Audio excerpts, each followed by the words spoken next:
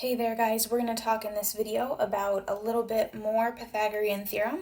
Last video we talked about when the hypotenuse is missing. This video we're going to talk about when one of the legs is missing. Okay, so a lot of the process is the same way that it was before. The first thing that you should do is you should identify A, B, and C. Like we said in the last video, A and B, they can really be either one. Like I could call this A and that B, or I could do B and A. What really matters is that I definitely get C correct. So C is the hypotenuse right there. C is 5. And I'm going to call this one A and this one B. Then I'm going to fill in my equation. So instead of A squared, I'm going to write 3 squared. For B squared, now I don't know what B is, so I have to leave it as B squared. And for C squared, that's going to be 5 squared. I actually figure out what each of these is, so 3 times 3 is 9, B squared, and 25.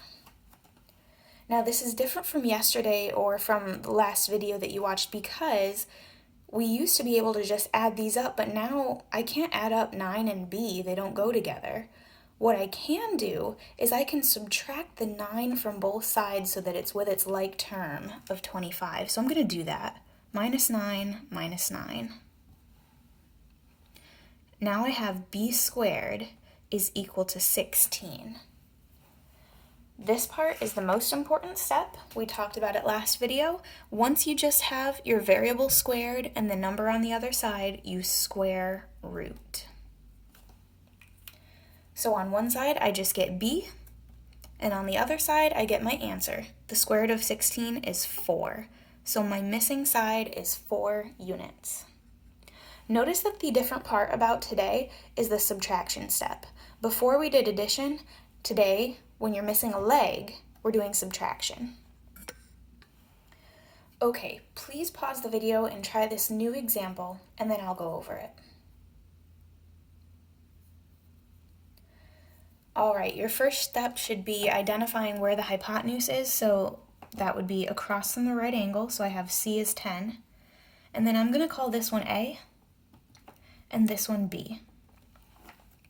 And I'm going to fill in my equation. So A squared, I actually don't know what A is, so I'm going to have to leave that as A squared. B squared, that would be 6 squared. And C squared would be 10 squared. Go ahead and square them, figure out what they actually are. Should have 36 and 100. Now this is the step that differs from the last video. Instead of being able to add these two up, I actually have to subtract my 36 to the other side. When I do that, I get that A squared, just dropping down the A squared, is 64. Now the most important step, square root.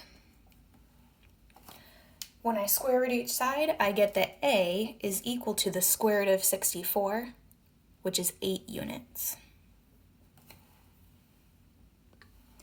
Okay, one more example if you need it. So go ahead and pause the video, give this one a shot, and then I'm going to go over it. All right, begin by identifying your sides. This is C because it's across from the right angle. And these really, you can do A or B. I'm going to do this is A and this is B.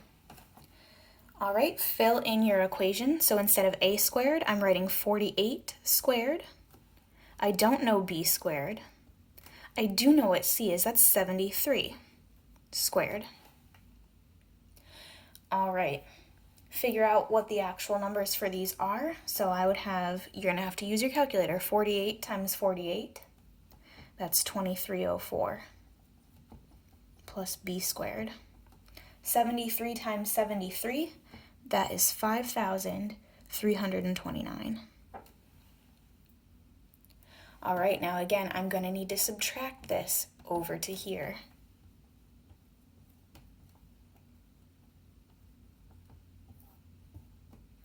And I would get B squared equals 3,025.